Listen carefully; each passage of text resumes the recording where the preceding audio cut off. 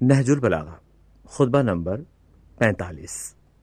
خطبہ نمبر 45 میں امیر المومنین حضرت علی علیہ السلام ارشاد فرماتے ہیں، تمام حمد اس اللہ کے لیے ہے جس کی رحمت سے نا امیدی نہیں اور جس کی نعمتوں میں سے کسی کا دامن خالی نہیں، نہ اس کی مغفرت سے کوئی مایوس ہے، نہ اس کی عبادت سے کسی کو عار ہو سکتا ہے، نہ اس کی رحمتوں کا سلسلہ ٹوٹتا ہے، نہ اس کی نعمتوں کا فیضان کبھی رکتا ہے۔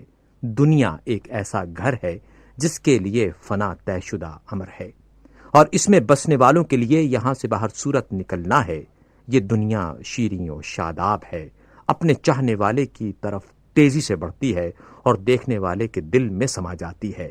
جو تمہارے پاس بہتر سے بہتر توشہ ہو سکے اسے لے کر دنیا سے چل دینے کے لیے تیار ہو جاؤ۔